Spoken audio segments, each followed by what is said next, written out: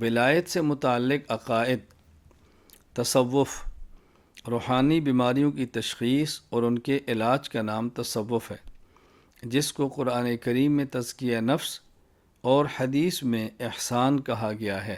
جس طرح شریعت مطہرہ میں ایک مستقل عنوان عقائد کا ہے، ایک مستقل عنوان مسائل کا ہے، اسی طرح ایک مستقل عنوان اخلاق کا ہے۔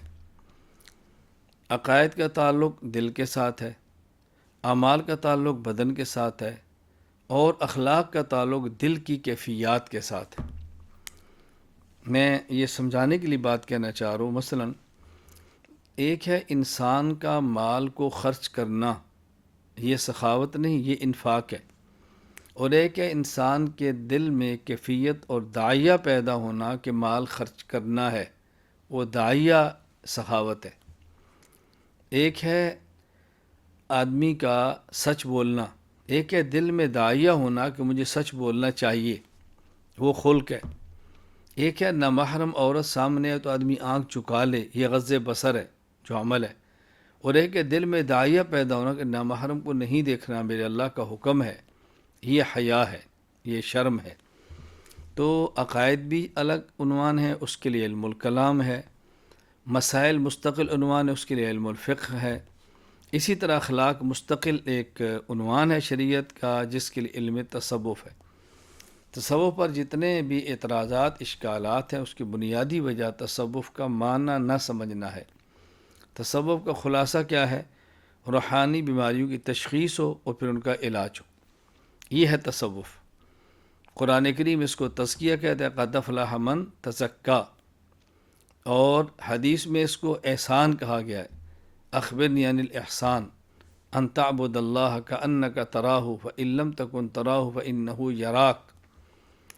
اللہ تعالی ہمیں اپنے عقائد، اعمال، اخلاق سب ٹھیک کرنے کی توفیق عطا فرمائے۔ بیعت، عقائد، اعمال اور اخلاق کی اصلاح فرض ہے، جس کے لیے صحیح العقیدہ، متبع سنت، دنیا سے بے رغبت، طالب آخرت، مجاز بیعت، شیخ طریقت کے ہاتھ میں ہاتھ دے کر اتباع سنت کرنے اور گناہوں سے بچنے کا وعدہ کرنا بیعت کہلاتا ہے۔ فائدہ، بیعت کا فائدہ تب ہوتا ہے جب شیخ کو اپنے حالات کی اطلاع اور شیخ کی ہدایات کی اتباع کا اہتمام کیا جائے۔ عقائد اور اعمال اور اخلاق کی اصلاح تو فرض ہے، یہ کس سے کریں گے؟ اس کے لیے فرد ہونا چاہیے۔ فرد کیسا ہو؟ جس کا اپنا عقیدہ ٹھیک ہو، تبھی تو کسی اور شخص کا عقیدہ ٹھیک کرے گا۔ خود فاسد العقیدہ ہے تو دوسرے کا عقیدہ صحیح کیسے کرے گا؟ متبع سنت ہو، خود متبع سنت ہے تو دوسرے کو سنت پہ لائے گا۔ دنیا سے بے رغبت ہو، جب خود دنیا کا لالچی ہے تو دوسرے کو دنیا سے بے رغبت کیسے کرے گا؟ طالب آخرت ہو، جو شخص خود طالب دنیا ہے دوسرے میں آخرت کی طلب کیسے پیدا کرے گا؟ مجاز بیعت ہو، یعنی اس کو کسی شیخ نے اس بات کی اجازت دی ہو کہ تم کسی شخص کو بیعت کر سکتے ہو، تو ایسے شخص کے ہاتھ میں ہاتھ دینا، ہاتھ میں ہاتھ دینے کا معنی یہ نہیں ہے کہ ضرور ہاتھ میں ہاتھ ہی پکڑانا ہے۔ کبھی کوئی شخص مجمع کے اندر بیٹھا ہے، چند ہاتھ میں ہاتھ دیتے ہیں، باقی دور ہوتے ہیں، وہ تو ہاتھ میں ہاتھ نہیں دیتے۔ کسی کے ہاتھ میں ہاتھ دینے کا معنی یہ ہے کہ خود کو کسی کے سپرد کر دینا۔ مرد بیعت کریں گے تو ہاتھ میں ہاتھ دیں گے، خواتین بیعت کریں گی تو ہاتھ میں ہاتھ تو نہیں دیں گی، وہ تو شیخ کسی پانی کے پیالے میں اپنا ہاتھ ڈبو دے، پیالہ خواتین کی طرف بھیج دے۔ کوئی رسی یا کپڑا ہو پکڑ لے، خواتین پردے کے نیچے دوسری طرف سے کپڑا پکڑ لیں، اور یا زبانی کلمات بیعت کہہ دیں، بلند آواز سے نہیں، آہستہ کہیں، تو یہ طریقہ ہے بیعت کرنے کا۔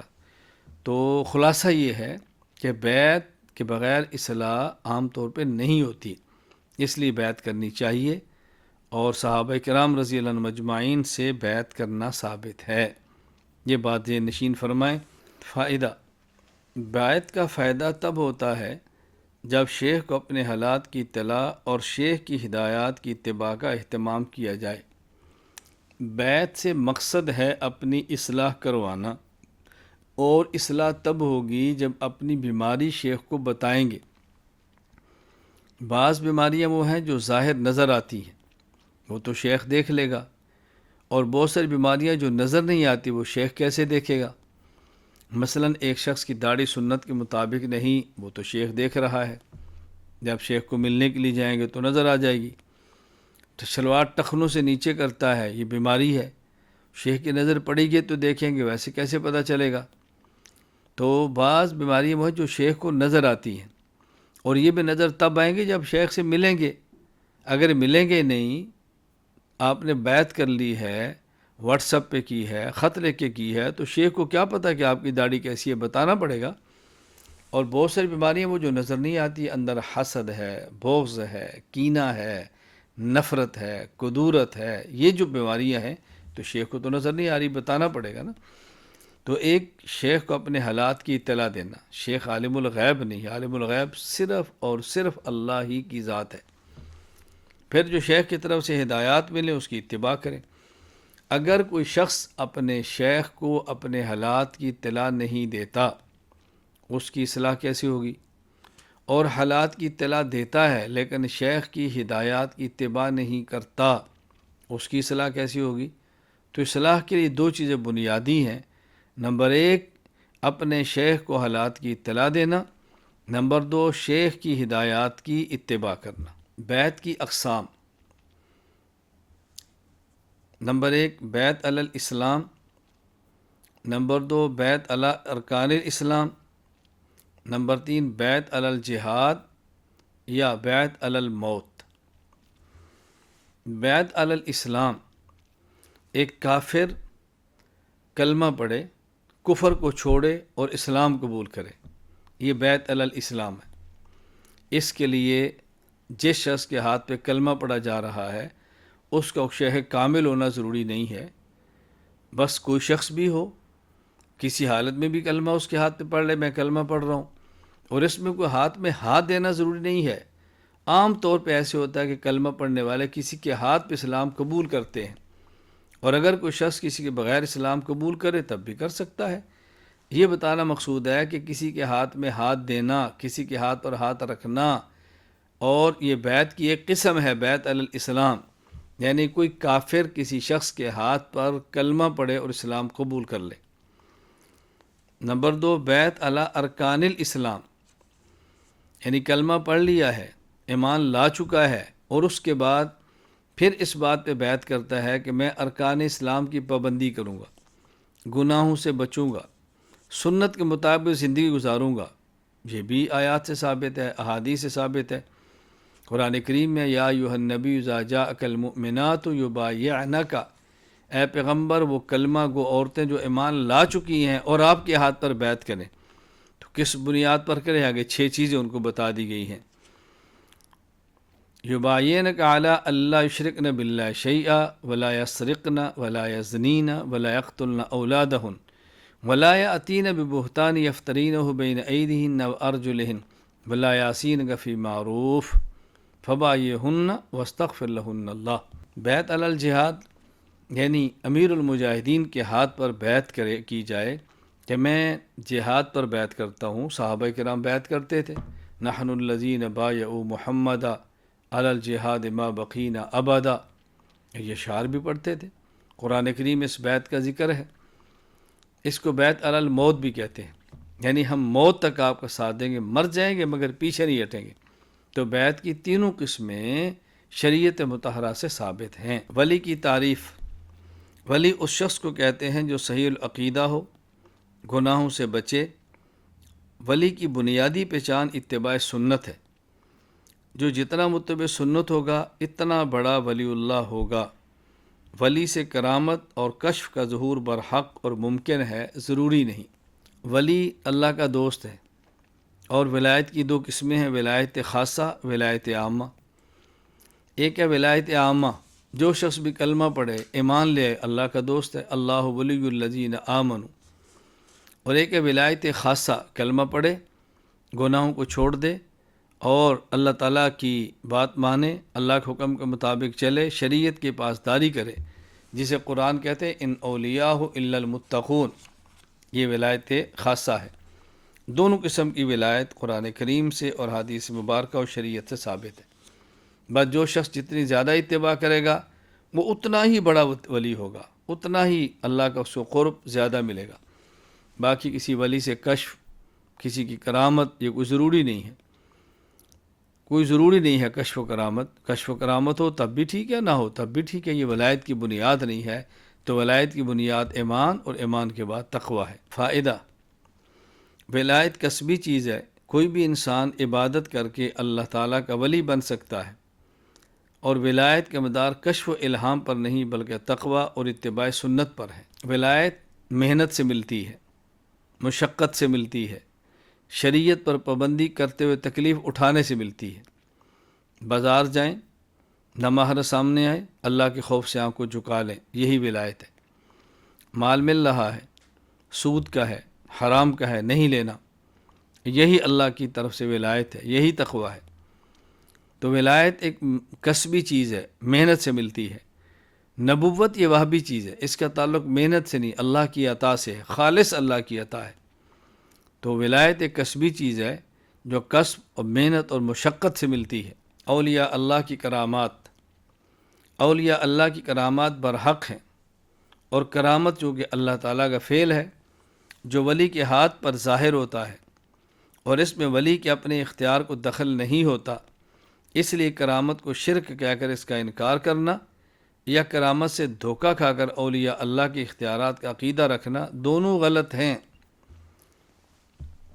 کرامت اللہ کا فعل ہے جو خرق عادت ہے، عام عادت سے ہٹ کر ہے، ولی کے ہاتھ پہ ظاہر ہو جاتا ہے، اس میں ولی کے اختیار کو دخل نہیں ہے، اللہ تعالیٰ کی خالص مہربانی ہے۔ اب دنیا میں بعض لوگ وہ ہیں جو ولی کی کرامت کو دیکھتے ہیں تو دھوکہ کھا کر ولی کو مختار مان لیتے ہیں، اختیارات کا مالک مان لیتے ہیں، اور بعض لوگ ولی کی کرامت کا انکار کرتے ہیں اور اس کو شرک کہہ دیتے ہیں، دونوں غلط ہیں۔ حضرت زکریا علیہ السلام نے حضرت مریم کی کرامت کو دیکھا کہ بغیر اسباب کے، بغیر موسم کے اللہ پھل دے رہا ہے۔ آپ بوڑھے تھے، اولاد نہیں تھی، اللہ تعالیٰ سے دعا مانگی کہ یا اللہ تو مجھے بھی اولاد دے، پھل دے دے۔ اب حضرت زکریا علیہ السلام نے مریم کی کرامت کو دیکھا تو مریم سے نہیں، مریم کے خدا سے مانگا۔ نصارہ نے مریم کی کرامت کو دیکھا تو مریم سے مانگنا شروع کر دیا۔ تو ولی کی کرامت کو دیکھ کر ولی کے خدا سے مانگنا یہ اسلام ہے، ولی کی کرامت کو دیکھ کر ولی ہی سے مانگنا یہ عیسائیت ہے، یہ اسلام نہیں ہے۔ تو ولی کی کرامت کو مان کر ولی سے مانگیں، ولی کو مختار کل نہ سمجھیں، اور ولی کی کرامت کو دھوکہ کھا کر، ولی کی کرامت کو دیکھ کر اس کا انکار کریں، شرک کہہ کر، یہ بھی ٹھیک نہیں۔ نہ تو ولی کی کرامت کا انکار کیا جائے شرک کہہ کر، نہ ولی کرامت کو دیکھ کر ولی کے اختیارات کا اعتراف کیا جائے، دونوں سے اجتناب کرنا ضروری ہے۔ ولی کی کرامت کو مان کر ولی کے خدا سے مانگنا یہی اسلام ہے۔ ہم ولی کی کرامت کو مانتے ہیں اور ولی کے خدا ہی سے مانگتے ہیں۔ استدراج: کافر یا فاسق و فاجر سے خرق عادت کام کا صدور کرامت نہیں بلکہ استدراج کہلاتا ہے، اللہ تعالیٰ کی طرف سے ڈھیل کہلاتا ہے۔ یعنی اگر کوئی کام عادت سے ہٹ کر، روٹین سے ہٹ کر کسی شخص کے ہاتھ پر ظاہر ہو جائے اور وہ ہو کافر، وہ اعلانیہ فاسق ہو، اعلانیہ گناہ کرتا ہو، اعلانیہ اللہ کی نافرمانی کرتا ہو، تو ایسے شخص کے ہاتھ پر کوئی ایسا اگر فعل آ جائے تو یہ اس کی کرامت نہیں ہے، یہ استدراج ہے، یہ ڈھیل ہے۔ اللہ پاک ہم کو ڈھیل سے بچائے، استدراج سے بچائے، اللہ تعالیٰ اپنی پکڑ سے بچائے، اللہ تعالیٰ ہمیں اپنے دین کی مقبول خدمت کے لیے قبول فرمائے۔ اس سے دھوکہ ہرگز نہیں کھانا چاہیے۔ اولیاء اللہ کا وسیلہ: دعا میں انبیاء علیہ السلام اور اولیاء اللہ کا وسیلہ ان کی زندگی میں یا ان کی وفات کے بعد، مثلا یوں کہنا کہ اے اللہ فلاں نبی یا فلاں بزرگ کے وسیلہ سے میری دعا قبول فرما، جائز ہے۔ دعا اللہ سے مانگتے ہیں، نبی سے نہیں مانگتے۔ دعا اللہ سے مانگتے ہیں، ولی سے نہیں مانگتے، لیکن اللہ سے مانگنا اور وسیلہ نبی کا دینا یہ جائز ہے۔ دعا اللہ سے مانگنا اور وسیلہ ولی کا دینا یہ جائز ہے۔ جس طرح پیغمبر اس دنیا میں ہو تب بھی وسیلہ دے سکتے ہیں، ولی زندہ ہو تب بھی دے سکتے ہیں، ولی دنیا سے چلا جائے تب بھی دے سکتے ہیں۔ دیکھیں، ایک ہے نیک عمل کا وسیلہ، ایک ہے نیک عمل والے شخص کی ذات کا وسیلہ۔ تو نیک عمل والے شخص کی ذات کی وسیلہ جو دیتے ہیں تو اس کی بنیاد تو ذات نہیں ہے، بنیاد تو نیک عمل ہی ہے، بنیاد تو نیک عمل ہے نا۔ تو اس لیے اس سے دھوکہ مت کھائیں کہ جی نیک عمل کا وسیلہ دے سکتے ہیں، ذات کا نہیں دے سکتے۔ ذات نہیں کچھ، اصل تو ذات کے ساتھ عمل ہے، اس عمل کی بنیاد پہ ان کا وسیلہ دیا جا رہا ہے۔ پھر اگر کوئی شخص زندہ ہے اور ولی ہے تو خدشہ ہے نا کہ شاید اس کا خاتمہ ایمان پر نہ ہو، لیکن ایک شخص ولایت اور ایمان پر فوت ہو گیا، وہاں تو خدشہ ہے ہی نہیں۔ تو جہاں ایمان کے جانے کا خدشہ موجود ہے، اگر وہاں وسیلہ دیا جا سکتا ہے، اور جہاں ایمان اتنا پکا ہو جائے کہ بعد میں جانے کا خدشہ ہی نہ ہو، اس کا وسیلہ کیوں نہیں دے سکتے؟ اس لیے ولی زندہ ہو تب بھی وسیلہ دے سکتے ہیں، ولی فوت ہو جائے تب بھی وسیلہ دے سکتے ہیں، ولی کے نیک عمل کا وسیلہ بھی دے سکتے ہیں، اور ولی کی ذات کا وسیلہ بھی دے سکتے ہیں۔ اعمال اور ذات دونوں کا وسیلہ دے کر اللہ سے مانگنا جائز ہے۔ جنات سے متعلق عقائد۔ اللہ تعالیٰ نے ایک مخلوق کو آگ سے پیدا کیا ہے جنہیں جنات کہتے ہیں۔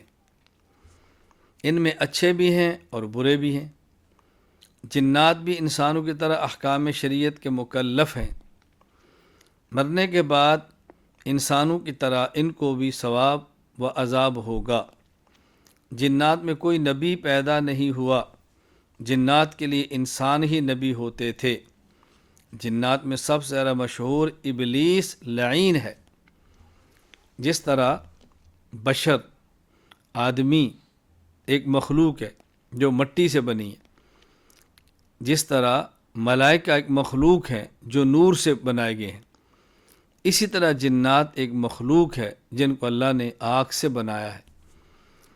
اب یہ جنات کا سب سے بڑا ابلیس ہے، جس طرح ملائکہ میں سب سے بڑے روح القدس ہیں، انسانوں میں سب سے زیادہ عظمت والے حضرت امام الانبیاء، نبی الانبیاء، خاتم الانبیاء، سید الانبیاء حضرت محمد مصطفیٰ صلی اللہ علیہ وسلم ہے۔ اور ان میں سب سے جو مشہور ہے، بڑے کا معنی مشہور ہے، وہ ابلیس لعین ہے، بڑے کا معنی عظمت والا نہیں، الیاذ باللہ۔ ان میں برے بھی ہیں، اچھے بھی ہیں، احکام شریعت کے پابند ہیں، مومن بھی ہیں، کافر بھی ہیں۔ تو انسانوں کی طرح جو ان میں اچھے ہیں، مومن ہیں، ان کو ثواب ہوگا، جو کافر ہیں یا برے ہیں ان کو عذاب ہوگا۔ یہ بھی احکامات شریعہ کے پابند ہیں، مکلف ہیں، اور اللہ تعالیٰ نے نبوت جب بھی دی ہے، یہ شرف انسان کو بخشا ہے کہ نبی انسانوں ہی میں سے آیا ہے، نہ ہی اللہ تعالیٰ نے نبوت کا تاج کسی فرشتے کے سر پہ سجایا، نہ ہی نبوت کا تاج کسی جن کے سر پہ رکھا۔ نبوت کا تاج جب بھی سجایا ہے تو اللہ نے انسان کے سر پہ ہی اس کو سجایا ہے۔ آخرت سے متعلق عقائد۔ اعتبار خاتمہ کا ہے۔ عمر بھر کوئی کیسا ہی ہو، مگر جس حالت پر اس کا خاتمہ ہوتا ہے اسی کے موافق اس کا اچھا یا برا بدلہ ملتا ہے۔ کوئی انسان دنیا میں زندگی بھر کفر پہ رہا، مرتے وقت اس کو کلمہ نصوب ہوا، اس کو مسلمان ہی سمجھیں گے۔ پوری زندگی ایمان پہ رہا، مرتے وقت کفر اختیار کر گیا، اس کو کافر ہی سمجھیں گے۔ زندگی بھر گناہ کرتا رہا اور موت کے وقت توبہ کر گیا، یہ تائب ہی سمجھیں گے۔ اعتبار خاتمہ کا ہے، اس لیے خاتمہ کے اعتبار سے ہمیشہ انسان کو ڈرتے رہنا چاہیے اور اللہ تعالیٰ سے دعا مانگتے رہنا چاہیے کہ یا اللہ ہمارا خاتمہ ایمان پر فرما اور ہمارا خاتمہ خیر پر فرما۔ کسی بزرگ سے کسی نے پوچھا آپ بہتر ہیں یا یہ کتا؟ تو آپ نے فرمایا اگر میرا خاتمہ ایمان پر ہوا تو میں بہتر ہوں، اور اگر میرا خاتمہ کفر پر ہوا تو یہ کتا مجھ سے بہتر ہے کہ موت کے بعد اس کا حساب نہیں ہوگا۔ اس لیے خاتمے کی فکر بھی کرنی چاہیے اور اللہ تعالیٰ سے حسن خاتمہ کی دعا بھی مانگنی چاہیے۔ قبولیت توبہ۔ آدمی عمر بھر میں جب کبھی گناہ سے توبہ کرے یا کفر سے توبہ کر کے مسلمان ہو، اس کی توبہ اللہ تعالیٰ کے یہاں مقبول ہے، البتہ مرتے دم جب سانس ٹوٹنے لگے اور عذاب کے فرشتے دکھائی دینے لگیں، اس وقت نہ توبہ قبول ہوتی ہے نہ ہی ایمان۔ یعنی اگر کوئی شخص کفر پہ جا رہا ہے، مسلسل کفر پہ قائم ہے، لیکن ابھی موت کا فرشتہ نظر نہیں آیا، ایسی حالت نہیں کہ موت بالکل یقینی ہوگی، یہ کفر سے توبہ کرے گا، توبہ قبول ہو جائے گی۔ اسی طرح اس حالت میں گناہ سے توبہ کرے گا، توبہ قبول ہو جائے گی۔ جس طرح حضرت یونس علیہ السلام کی قوم نے عذاب کے آثار دیکھے، ابھی عذاب میں مبتلا نہیں ہوئے تھے، توبہ کی، اللہ نے قبول فرما لی۔ لیکن اگر عذاب آ جائے، موت کا فرشتہ پہنچ جائے اور یوں موت نظر آئے کہ اب موت سے چھٹکارے کی کوئی صورت نہ ہو، وہاں توبہ کریں تو توبہ قبول نہیں ہوگی۔ جس طرح فرعون نے توبہ کی ہے، اس کی توبہ قبول نہیں ہے۔ کیوں؟ اب وہ عذاب میں داخل ہو چکا تھا، اب اس کی موت کا وقت آ گیا تھا، آخری وقت ایسا تھا کہ اب وہ سمجھتا تھا کہ اب چھٹکارے کی کوئی صورت نہیں، اس نے توبہ کی لیکن پھر توبہ قبول نہیں ہوئی۔ اللہ تعالی ہم سب کو سچی توبہ کرنے کی توفیق عطا فرمائے۔ قیامت کی دو قسمیں ہیں۔ نمبر 1، قیامت صغریٰ، موت کے بعد حشر تک کے حالات، اس مرنے والے شخص کے لیے ایک چھوٹی قیامت ہے، کیونکہ اعمال کا دور ختم ہو گیا، اجمالی حساب و کتاب کے بعد اجمالی جزا اور اجمالی سزا کا دور شروع ہو گیا۔ نمبر 2، قیامت کبریٰ، سور پھونکنے کے بعد کا زمانہ پوری مخلوق کے لیے ایک بڑی قیامت ہے، جس میں تفصیلی حساب و کتاب کے بعد جزا اور سزا کا فیصلہ ہوگا۔ قیامت روز جزا ہے، اعمال کے بدلے کا دن ہے۔ جب انسان فوت ہوتا ہے، من مات فقط قامت قیامت ہو، اس کی قیامت شروع ہوگی۔ قیامت شروع ہونے کا معنی کہ اب حساب کتاب شروع ہو گیا، اعمال کا دور گزر گیا، توبہ کا وقت ختم ہو گیا، اب یہ موت، اس کی قیامت شروع ہوگی۔ موت سے لے کے حشر تک یہ جو درمیانی زمانہ ہے، قبر کا، برزخ کا، اسے قیامت صغریٰ کہتے ہیں کہ چھوٹی قیامت ہے۔ ابھی اجمال سے اس کا حساب ہوگا، مختصر نہ تفصیلی حساب ہے نہ تفصیلی جزا ہے۔ ہاں، جب حشر کے بعد اس کو میدان معاشر میں لایا جائے گا، اللہ اکبر، حضرت آدم سے لے کے علیہ السلام قیامت تک آنے والا آخری انسان اس میدان معاشر میں ہوگا۔ انبیاء علیہ السلام کے علاوہ ایک ایک بندے سے تفصیل کے ساتھ اس سے سوالات ہوں گے اور جوابات ہوں گے۔ ہاں، اللہ جس کو اپنے کرم سے چاہے بغیر حساب کی جنت میں لے جائے، اللہ تعالی ہمیں بھی بغیر حساب کی جنت میں داخل فرما دے۔ اللہ سے دعا مانگنی چاہیے۔ تو ایک قیامت صغریٰ ہے، موت سے لے کر حشر تک چھوٹی قیامت، ایک قیامت کبریٰ ہے، حشر کے بعد کا جو دور ہے یہ قیامت کبریٰ ہے، بڑی قیامت۔ قبر کا مفہوم، قبر مقر المیت و اجزائہ، جہاں میت یا میت کے اجزاء ہوں کو کہتے ہیں، یعنی موت کے بعد اور قیامت سے پہلے جس جگہ میت ہو یا میت کے جسم کے اجزاء ہوں، وہی اس کی قبر ہے۔ اگر دفنایا جائے تو گڑھا، وگرنہ جہاں بھی اجزاء ہوں گے وہ اس میت کی قبر کہلائے گی۔ قبر کا معنی سمجھنا ضروری ہے تاکہ الجھن پیدا نہ ہو۔ مقر المیت و اجزائہ، جہاں میت ہو یا میت کے اجزاء ہوں وہ قبر ہے۔ ایک شخص مٹی میں دفن ہوا، اس کے اجزاء وہیں پر ہیں، تو یہ دفن ہونے کی جگہ اس کے لیے قبر ہے۔ لیکن ایک شخص مر گیا، وہ کافر ہے، اس کی میت کو جلا دیا گیا، جلا کے اس راکھ کو آگ میں بکھیر دیا گیا، پانی میں بہا دیا گیا، تو جہاں جہاں اس کے اجزاء جائیں گے وہ ساری کی ساری قبر ہے۔ کوئی شخص پانی میں گرا، فوت ہو گیا، اس کے بدن کے اجزاء پانی میں تحلیل ہو گئے، جہاں جہاں اجزاء جائیں گے وہ اس کی قبر ہے۔ ایک شخص کو جانور کھا گیا، فضلہ بن کے پیٹ سے باہر نکل گیا، جہاں جہاں وہ اجزاء جائیں گے وہ اس کی قبر ہے۔ یہ اجزاء ختم نہیں ہوتے، یہ اجزاء تحلیل ہوتے ہیں، تبدیل ہوتے ہیں، ختم نہیں ہوئے، فنا نہیں ہوں گے، تو ان کا ازالہ نہیں ہوتا، ان کا استحالہ ہوتا ہے۔ ازالہ کا معنی ختم ہو جانا، استحالہ کا معنی ایک حالت سے دوسری حالت میں بدل جانا۔ تو جہاں بھی اجزاء ہوں اللہ تعالیٰ ان کے ساتھ روح کا تعلق جوڑتے ہیں۔ مومن ہے، نیک ہے تو اس کو ثواب دیتے ہیں، کافر ہے یا فاسق ہے تو اس کو عذاب دیتے ہیں۔